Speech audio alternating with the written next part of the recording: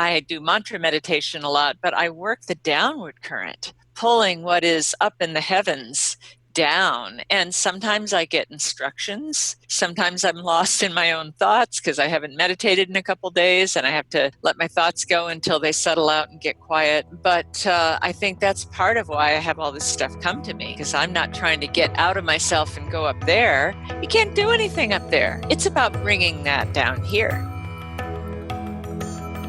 Namaste.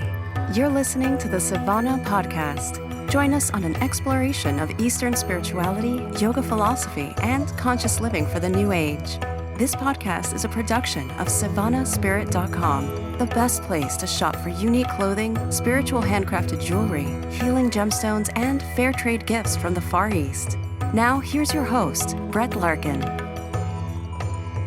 Savannah listeners, welcome back. I hope you've had a beautiful day so far, full of yoga, meditation, some peaceful moments, and we have an amazing guest and show in store for you today. Before I introduce her, I'd love for you to join our private Facebook community over at savannaeast.com/group. So head on over there so I can approve you as a member so we can talk about the show and all things life, yoga, and meditation. Now, today we're speaking to one of my favorite authors. I'm so excited to have her on the show. Anodea Judith, Ph.D. She's the author of several bestsellers and the definitive works on the chakras. So you probably know her from her books, The Wheels of Life and Eastern Body, Western Mind, which is one of my personal favorites. She has a doctoral degree in human health, a master's in clinical psychology, and is an experienced yoga teacher, having taught over 500 hours registered with Yoga Alliance.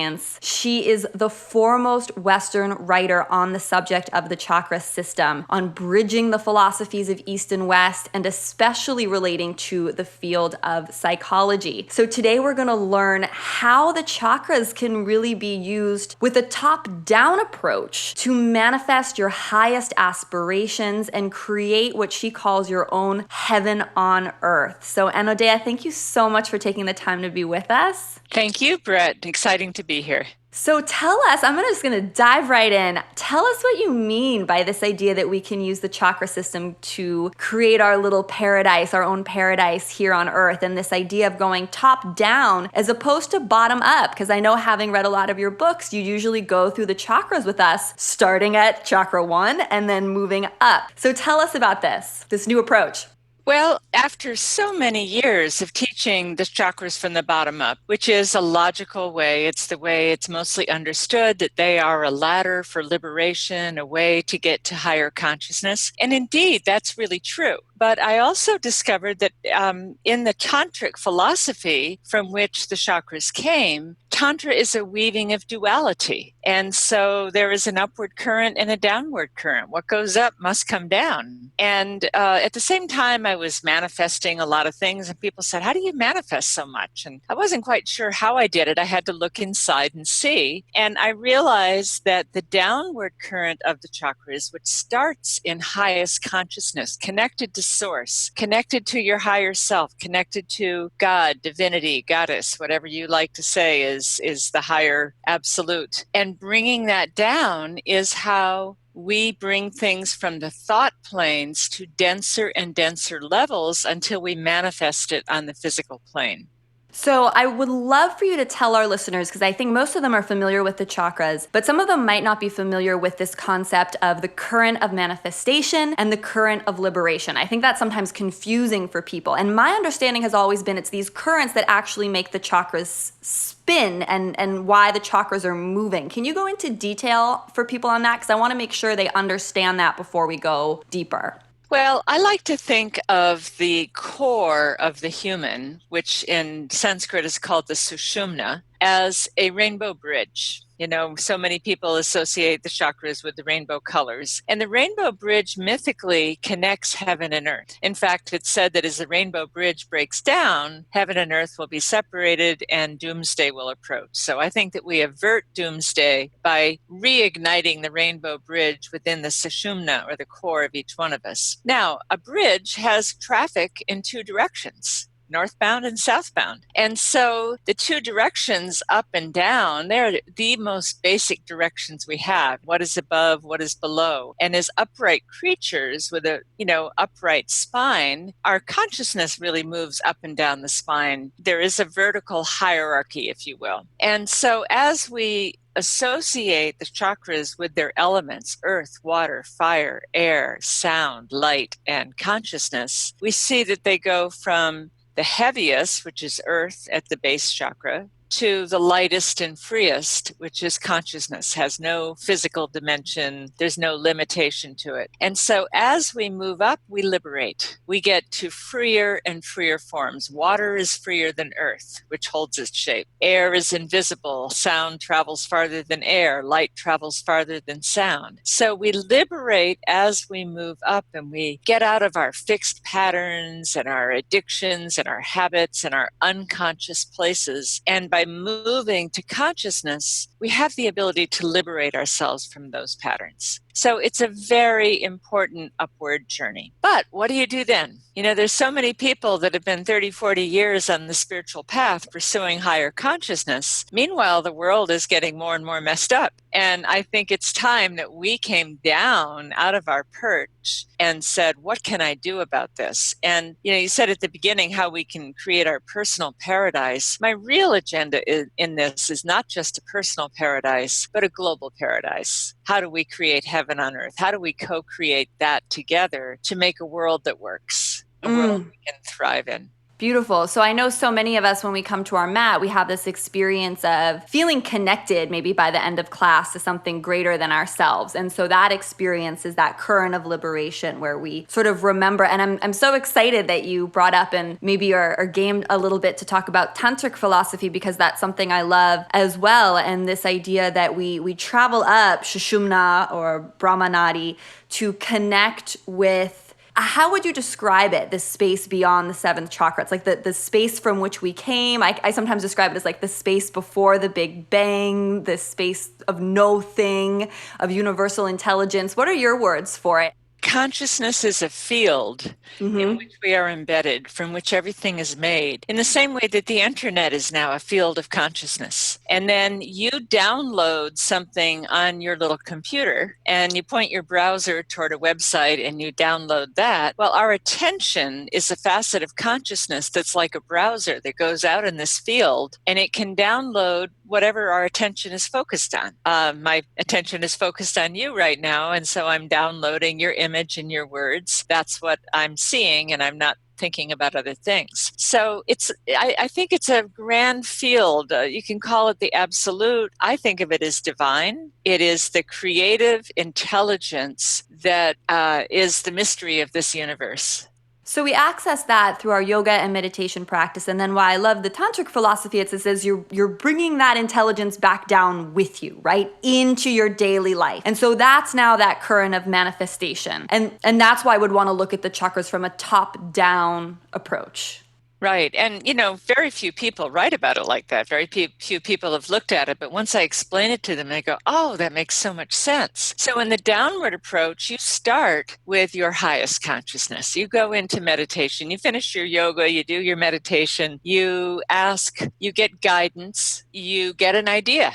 And an idea is the I, which is the Sushumna, the capital letter I that goes up and down, and the feminine form of God, Dea, which is from which I got my name, Anodea. And so an idea is how a thought form comes into the consciousness of the I. Oh, I have an idea. I'm going to do this. I'm going to create that. I'm going to write a new book. I'm going to create a workshop. I'm going to go on a vacation to an African safari. These are ideas. And we get lots of all the time. But of course, we don't follow all of them. We can get ideas about anything. Then we take it to the next level, which is to visualize that idea. Up here, it's just a concept, but everything begins with a conception. You have to have a concept before you can work on it. Once you have the concept, you can imagine it. And imagine is also the I, with the word mage, image.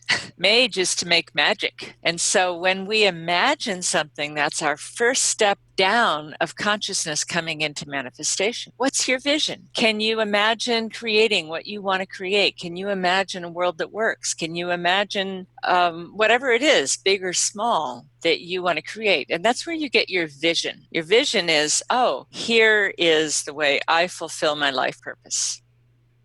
And I think you're tapping into something that people have, and I know I do too, so many questions about, because we have so many ideas. There's so many things we can pursue. And listeners, I know you can't see Anodea like I can, but when she's talking about the vision, she's pointing towards her sixth chakra, right? That third eye center. And so how do we use what you're talking about here, the chakra system, to really hone our intuition so we know which are the right ideas to pursue and when?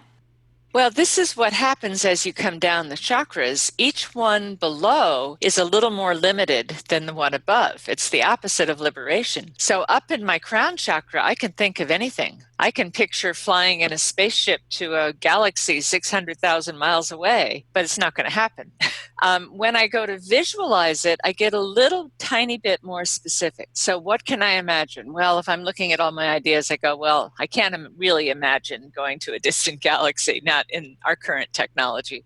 So there's a sorting out process. But I think of ideas like arrows that we put in a quiver on our back. Oh, that's a nice idea. I'll do that someday. That's a nice idea. I'd love to do that. And then every once in a while, we pull one of those arrows out of our quiver, we notch it up in a bow, and we point it to a target. The target is something we see in our sixth chakra, in our mind's eye. And that's the only place the target exists when we go towards creating something. It doesn't exist in the real world yet. It exists at some future point that only I can see. Like I might say, all right, I'm going to have a book done by December 12th. And I visualize the book all finished and sitting on my desk or turning in the manuscript or something. Only I can see that. So it is a matter of choice. We don't necessarily know which ideas to follow and which not to. Some of them we notch up and we can't see the target, or we miss the target and then we go back to another idea. But if we are in touch with our life purpose, how do we serve? What is your innate tendency, your talent, your gift? How do you serve? I think of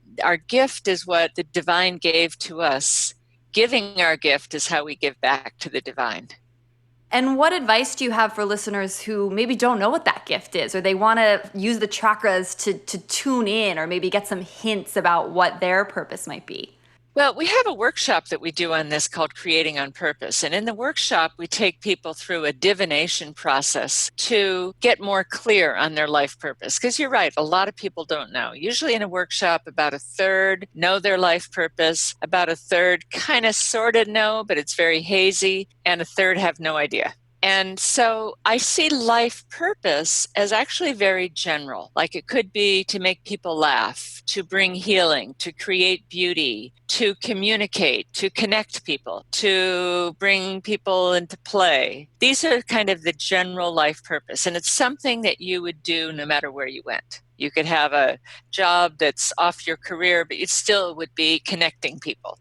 You still would be asking questions. You still would be studying and researching, whatever that is. Then the vision is the vehicle through which we serve our life purpose. So if my life purpose was to make people laugh, my vision could be to have a comedy show. It could be to be a clown for children's parties. It could be to write a comedy play for someone. There's a lot of ways I could fulfill that. My vision, if my life purpose was to work with children, I could, volunteer as a big sister. I could start an orphanage in India. I could teach elementary school. I could open a daycare center, or I could have lots of kids. The vision is how we fulfill that.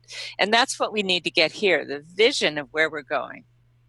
Now, I love that. I want to go back a little bit because I love this analogy. I was picturing, this amazing huntress with the arrows on her back, right? And she's aiming. And as she aims, I'm wondering, because I'm sure you get this all the time, right? Everyone's biggest question about the chakras are like, how do I know my chakras are in balance, right? How do I know one, right? Everyone wants to balance their chakras. So is in that analogy, is it sort of like you have better aim to manifest this vision if all the chakras are aligned and in balance? Yes, absolutely. Absolutely. I think of it this way, that the pictures you hold in your mind's eye are like a stained glass window that the light of consciousness shines through on its way to manifestation. And so imagine a strong light and a stained glass window and a wall, many feet away. If there's nothing between the window and the wall, you'll get exactly the picture of the window. So in other words, if there's nothing in the way, we get exactly what we visualize. Now, we have a lot of gunk in our chakras on the way down. So if you have furniture in the way and people standing there, the image that lands on the wall is going to be distorted. So part of this process of manifestation is to clear out the chakras so the divine can come through without distortion and really manifest through your chakras. So I'm sure everyone listening at home is like, I want to do that. How do I do that? How do I clear out each chakra? And I love this analogy of the stained glass window. So what tips do you have for them at home? Well, for the upper chakras, there is nothing better than meditation for clearing. Getting still in a deeper fashion, and we do this in the workshop, and it's also in the Creating on Purpose book. In the seventh chakra, we work with beliefs. What are your limiting beliefs? And does that belief serve you? And is there a better belief that would serve you more? And so how to illuminate beliefs that are in your way, how to bust them and change them. In the sixth chakra, we look at where are the illusions? Where do you not see your way? What is blocking your light? And usually that is the ability to sit still and focus and concentrate, because the upper chakras, there's nothing like meditation. And I'm curious to hear your thoughts, because I think, again, whether it's the way some of your past books have been written and so many people talk about the chakras, I feel like people often have this sense that if their root chakra, their sense of personal safety and security, isn't balanced, that they maybe can't meditate, or they shouldn't attempt to meditate, or they shouldn't even try to, maybe do some stuff with the seventh chakra. Is there truth, or what are your thoughts in this needing to sort of be a linear progression as opposed to something that people can just sort of play with? There's a certain logic to the linear progression in the sense of how the universe is arranged and how our body and nervous system is arranged. But I don't think that means we can only go in a linear progression. If people had to be perfectly balanced in their root chakra in order to accomplish anything, or in order to do yoga or meditate, nobody would do yoga or meditate, because very few people are really living a balanced life in the first chakra. So, it's just like some people think, well, do I have to have everything in order to enter a relationship? Well, no, because otherwise nobody would have a relationship. None of us are perfect. So I think that all the chakras, it's like spinning plates. One gets a little slow and then you got to go deal with that one. And then, whoop, this one's going, but now I got to go deal this one. And you're really working all of them simultaneously. And what's your personal philosophy, or what advice do you give to students in your workshops when they say, hey, I really want to pick one or two chakras to sort of work on or balance those energy centers? How do people know which ones need their attention the most? Well, I would never advise somebody to pick just one or two, because the beauty is the system as a whole, and it's a formula for wholeness. It's like a recipe. If we address our lives on each one of these levels, we have a good shot at becoming whole. That's what the Tantric philosophy was about. It was about weaving the fabric of reality out of the dualities of Shiva and Shakti, Purusha and Prakriti, consciousness and matter, inside and outside, up and down, dark and light. All of those polarities weave the fabric of reality. And so if we're not playing with both ends, we're not playing with a full deck. So, but I don't think we have to have everything perfect in order to do anything. We are always works in progress. Right, because working with all of them at the same time could also just feel really overwhelming.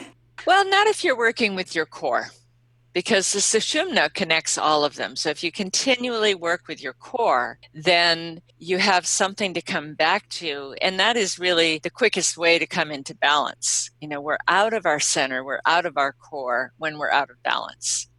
And when you say to come back into our core, you're talking about meditation? No, I'm talking about how do I reference myself? Where do I live? Am I living, jumping out of myself and living in my attention on somebody else? Or am I really in touch with what is in here all the way from top to bottom and bottom to top? Do I come from this place inside? So what's a technique that you do or you suggest people do to sort of do that check-in? Because it sounds like something would need to do a couple times a day, if not more often. Well, the simplest technique is anytime you sit down, especially to meditate, but sit down at your computer or sit down to a meal or get in your car to drive or sit down for a conversation, send your roots down, your tailbone back just a little to create a wider base. And at the same time you send your roots down, lift your crown up. And when you pull the top and bottom of the sushumna apart, what happens is the chakras start to come into alignment. And then I advise people to imagine breathing up the sushumna on the inhale and down on the exhale, as if there were a ping pong ball going up and down an elevator shaft, and we're clearing out the core with our breath. Beautiful. It's like a Hamsa meditation, which I love to teach. And it's so simple. And I love that it's coming back here, because I think sometimes people learn that technique and then do more complicated meditations. And it's really such a good one just to bring you back to your center. Now, when I teach my chakra yoga teacher training, I have people put a string down the middle of their mat and tape the string top and bottom. Or if it's their own mat, they want to put a magic marker, that's fine. But often I'm teaching at a yoga center where they don't want me to draw on the mats. And then all the time we're practicing, we are aware of where our core is in relation to that center of the mat. So it's a way to align the center of your spine, your crown pulling away from your base. And it doesn't matter whether you're in a pigeon pose or a downward dog or a cobra, you're still always have that awareness of the line on your mat to remind you of your own core. Beautiful. I want to come back to talking a little bit about the Tantric principles that we touched on at the beginning and coming back to this current of liberation and current of manifestation. So when we meditate, it's not like we have to be, do you suggest that maybe someone come into a meditation perhaps with a question? Say we're really going to focus on getting beyond and going into this realm beyond the seventh chakra. Is it best just to sort of marinate in that space and see what comes? Or do you think people can go into that experience with a very specific, maybe a very particular question and receive some guidance to bring back in? Oh, I think a question is wonderful. I often tell people, sit with a question for 6 months. Just like something that you're really inquiring about. I think one thing about questions is we want answers too quickly. And questions are an invitation to have a deeper inquiry into something. So people say, why do my shoulders get sore? What is that about my fifth chakra? Well, if I tell them the answer, they'll just wrap it up and put it away. But I say it's an invitation to inquire deeper. It's an invitation to pay more attention to what's going on there. So, sit with a question and bring it into your meditation. Set an intention is another way. My intention in eating this meal is to eat slowly and taste my food. My intention in this conversation is to heal a rift that happened. My intention in doing this, my intention on my mat. I have people step off their mat before they start yoga. So think of your intention, and when you're ready, step onto your mat as if you're stepping into a temple and plant your intention into your feet. And that's a way of beginning to manifest it. Beautiful. I love that. I know we're definitely in a culture where everyone wants the answer immediately. Used to Googling, and it doesn't always work that way in meditation. So it's a good reminder. So we're bringing this consciousness, this wisdom back into our daily life. And I love the analogy you gave us of the visual of the stained glass window. A lot of times in my practice, I think of it as this, it's like a dripping down, whether it's a golden light or like a little drip down that then drips into each of the chakras and helps balance each chakra. Now, is that just crazy, or what do you have to do?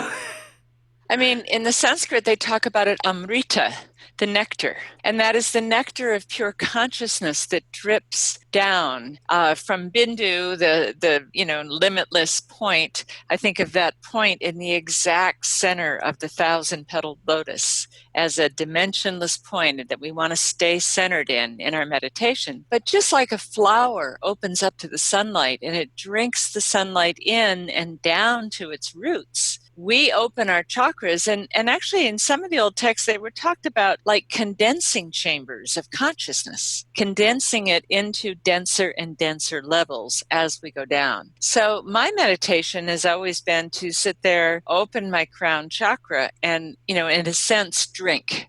Drink in the pure consciousness, drink in the guidance, drink in, just that sense, that nourishment that I get from meditating. And I've been a meditator for 45 years. I do mantra meditation a lot, but I work the downward current, pulling what is up in the heavens down. And sometimes I get instructions. Sometimes I'm lost in my own thoughts because I haven't meditated in a couple days and I have to let my thoughts go until they settle out and get quiet. But I think that's part of why I have all this stuff come to me, because I'm not trying to get out of myself and go up there. You can't do anything up there. It's about bringing that down here. Now, this is getting really juicy because, and I'm so glad, it's so fun to talk to you about this downward current. What are your thoughts then on some yoga or meditation techniques? Like, let's talk about, for example, Kundalini yoga, right? Or all these exercises that people might do to activate Kundalini Shakti at the base of the spine and draw it up. How does that fit into everything we're talking about in terms of the downward current and just the chakras in general?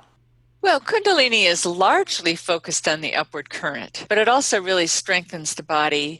Anytime we do a lot of pranayama, we are increasing the charge of the body or increasing the prana. So as we increase the energy, we feel more alive, we feel more sensitized, we feel more awake, and that can only help, right? But again, I don't think Kundalini is about grounding it. And I personally don't think it's a very grounded practice for teaching people how to manifest in the world. Right, it's more about moving up, but I guess there's value in that too, and maybe it's different times in your life, or well, I think we do both all the time. I go back and forth. I live in near San Francisco. I go back and forth near the San Francisco Golden Gate Bridge. Sometimes I drive home northbound, and sometimes I drive into the city southbound. It's like it depends on what we're doing. If I want to go on retreat and maybe fast a little or something, then I'm actually working to lighten myself up. If I'm trying to focus and concentrate, I'm going to work with the downward current.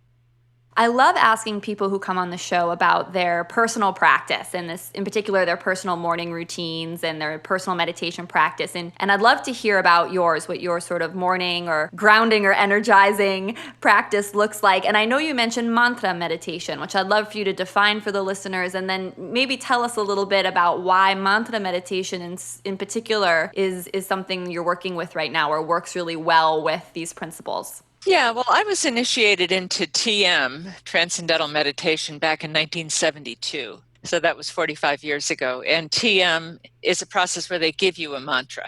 And so I've used that mantra for 45 years. It's very, very deep in my soul.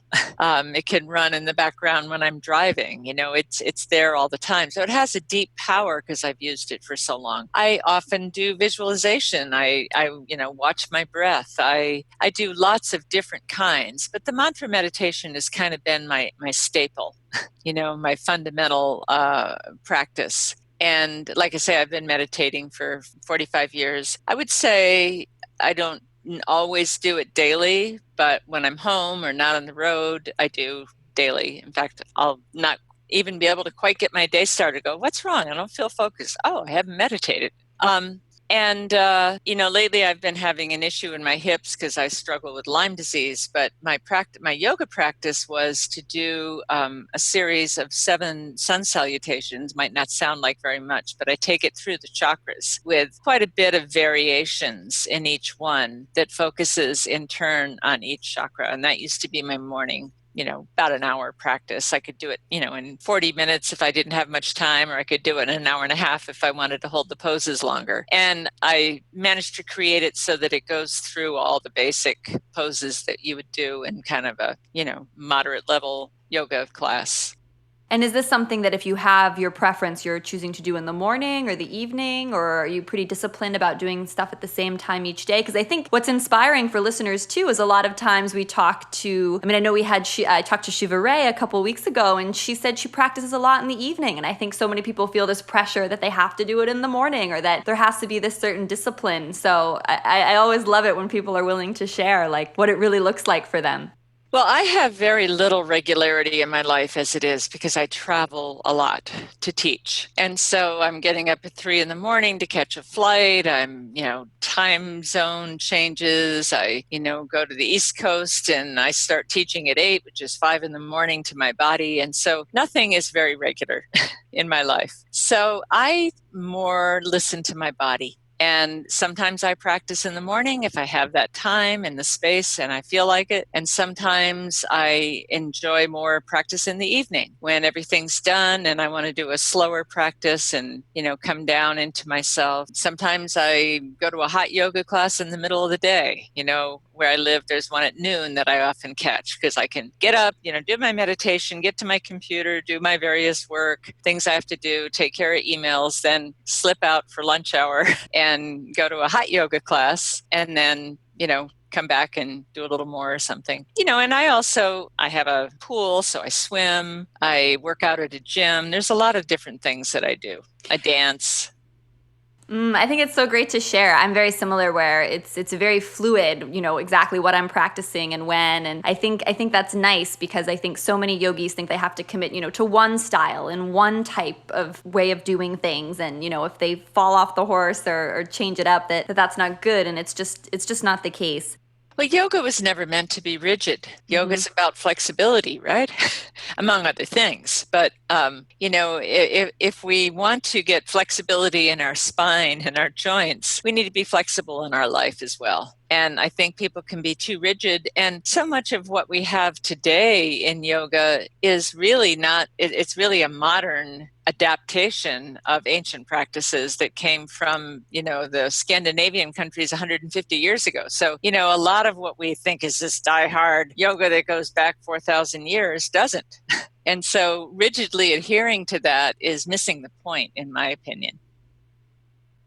So for people listening at home who really want to bring the chakras into their time on the mat, I love that anecdote that you gave with the string that they can put on the mat. And I know we talked about how really coming into what you called the core and working with the chakra system as a unit is perhaps the best way to approach it as opposed to working at one chakra at a time. Yet I know so many teachers, myself included, love making sort of chakra themed classes, right? Like a backbending class that's really focused on the 4th chakra. So when people are practicing at home, or some people who are maybe listening who are teachers, what advice do you have for them about this? Is it okay? Is it good to sort of go deep and maybe just visualize one chakra as we're practicing to really get that connection? Or what other ways can they work with the system on the mat? Well, I think it's excellent to go deep. In my chakra yoga book, I have a chapter on each chakra, and I have a whole sequence that's just for that chakra. So if you really want to get into your root, you get into your legs, your ground, your feet. If you want to get into your 2nd chakra, it's your hip openers. And like you say, back bending is opening the heart. So I think that that's fine. In the question you asked before, should somebody just do one chakra? I don't mean on a particular day, but, I'm only going to work on my 4th chakra in this lifetime. That's what I don't agree with. But, like teaching a 7-week class in which there's a focus on each chakra each week and you move through, I think can be a wonderful way. I've been teaching that way for all the 35 years I've been on the road teaching. We just finished our psychology of the chakras workshop, and we spend one whole day on each chakra, and it's a 7-day workshop. We do yoga for that chakra. We do trance journeys. We do psychological exploration and ceremony, and we dress in the color, and we create an altar. And so everything is focused on one chakra a day through the 7 chakras. Wonderful. So that's good. I'm glad we cleared that up so people know that's still sanctioned. That's still good. Now, in order to kind of conclude and wrap up our time together, I think it's almost funny because we talked about the current of liberation and we've talked about like all these different things and we never really finished that downward current, that current of manifestation. We stopped at the sixth chakra. So to close, why don't you take us through the rest of that and then, we'll finish in our root and be ready to go on with our day. It's amusing because so many people get stuck at the sixth chakra. They can imagine it and visualize it, but they don't even know how to talk about it. They don't know how to bring it into reality. So the next step down below the sixth chakra is chakra 5 in the throat, the Vishuddha chakra. And this is about communication. And so after you visualize something, let's say I want to build a house and I've been imagining the house and how it would look and where the windows would be. Well, then I got to tell somebody about it in order to build the house. I got to go to an architect and say, well, here's what I envision. And I got to take what's in my mind and put it into my, and then the architect is going to say, well, that idea isn't quite possible, but did you think of this? And so through the process of communication, we refine our idea even more. It gets a little denser, a little more specific. We eliminate some of the fluffier things. And now that we're communicating through our fifth chakra, we're communicating with a person, which means we're in relationship with that person. So in the fourth chakra, the heart chakra, we look at what are all the relationships you need to create your dream. Maybe you need a web designer. Maybe you need a personal coach. Maybe you need students if you're wanting to become a yoga teacher. Maybe you need customers to buy your product. Maybe you need readers for your book or an audience for your play or a director or, a mortgage broker or a real estate agent, all these different relationships. We have people focus on each one of them, even if they don't know exactly who that person is going to be, and really bring their love into it. Because if we bring love into all our relationships and we look at how can we serve through our relationships and how can our relationships serve us. So heart chakra is really about service. Then we get down to sort of the nitty-gritty in the third chakra where you have to do something. And this is about making a plan, prioritizing, first I do this, then I do that. And we get people to be very specific on their plan, all the way down to, I'm going to call so-and-so next Wednesday. But we have a really fun exercise in the workshop where we have people impersonate all your obstacles and stand between you and your goal. Your goal is written on an easel pad and you stand about 20 feet away from it. And then 4 or 5 people represent your internal obstacles and you have to move them out of their way with your will to go touch your goal. And in that, we learn how to say, okay, I'm not going to answer the phone right now. I'm not going to return an email right now. I'm writing. I'm not even going to go upstairs and get a cup of tea. I'm going to stay focused. And we move the obstacles and keep our will in track. Then in the second chakra, we get to the really fun part, which is how to make it fun, how to make all the work that you've outlined fun, how to bring enjoyment into the process, how to create something people will be attracted to. And what people are actually attracted to is something that's going to bring pleasure or joy or beauty or novelty or something like that. So how to bring that into your dream. And then finally, how to complete all the processes that you've outlined, how to plant your dream in the ground. We have people create something that will become a seed that they take home and plant. So they finally ground all the work they've done, they dance it down into their body. And there's a certain magic that happens. And afterwards, people say, oh my God, I got my dream. I met the man of my life. I found my house to buy. I got the mortgage. I got the job. I published the book. It's just amazing. I've been teaching this for 15, 16 years. And I've gone to so many workshops a year later and they say, I want you to see this book I wrote. I decided to do that in your workshop and now I've published it. It sounds like once it gets down to the root chakra, it's like it's come true. It's real. You're living it. And I love how you went through the steps, because I think for a lot of people that process, what we're calling here this current of manifestation of going down, can often feel so disheartening. Like they have a great idea and they maybe share it with their spouse and their spouse isn't as excited about it. Or then it seems like this huge challenge, like, oh my gosh, I have to find a web designer, I have to find a real estate agent, and it seems so overwhelming, and you know, and so on and so on. And what was really calling to me as you went through it is that this isn't those challenges that we so often see as these like yucky obstacles aren't yucky obstacles. It's part of the process of bringing something to life, and there's so much value and beauty in each of those steps as we go down the chakra system. Absolutely. Yeah, I mean, you've said it beautifully. It's a process. It's a process of honing and condensing. And the way I describe it is when we go from the more ethereal higher planes to the lower planes, and we go into more density, we experience resistance at each level. Mm-hmm. Oh, you mean I have to make cold calls? Oh, you mean I have to find a personal coach to get me to the gym? Oh, you mean I actually have to get up and do something? So there's resistance at each level. And a lot of the workshop is how to work through that resistance and make it fun. Right, and make it fun, because I know for myself personally, and I'm sure maybe listeners, you can tell me if you've had this experience too, but you think just because you can visualize something that then you want it right away, right? It's like you want to move from like that sixth chakra to that first, like I'm living it, it's true, immediately. Also because we live in such an instant gratification culture in so many other aspects of the way our world works. So I love that you took us through it, and I think there's so much value in everything you're teaching. It was such an honor to get to speak to you. I love and own all your books. They're required reading in my teacher trainings, as I'm sure they are for many, many listeners who have them on their shelves. Tell us and tell the listeners, how can they stay in touch with you? How can they get connected with you? Because you've mentioned some workshops that I'm sure people would love to join in. Where can they get information on that? And then I think there's also an online component or program perhaps that is coming out, or a telecourse. So tell people where they can get this information. Yes, well, the simplest place is to go to anodeajudith.com, ANODEA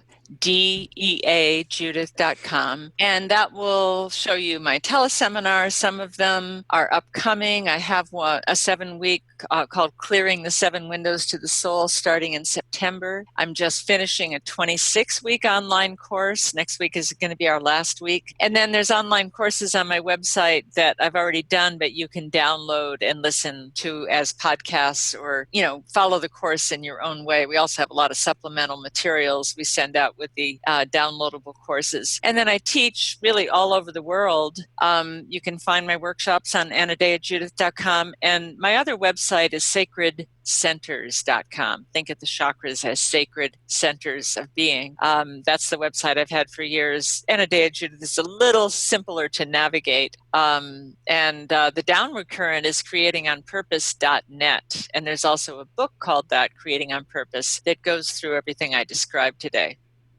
So listeners, we're going to put all of those links in the show notes. So if you just expand the description of the podcast, wherever you're listening, you'll get hyperlinked away over to all that great information. Anodea, thanks so much for being with us. And listeners, I would love to hear how today's episode went for you. Did you get some valuable insights and knowledge? Let me know at savannaheast.com/group, or even better, by leaving a review here on iTunes. Even if iTunes isn't how you normally listen to our show, those reviews really make a difference. They help get the podcast in front of more people who are trying to transform their life through yoga and meditation, and it really makes my day. So I'd love to hear from you and get a rating or review on iTunes. Have an absolutely amazing rest of your day. Think about your chakras and coming into your core, your center, for the rest of this beautiful day, and I will talk to you next week. From my heart to yours, namaste.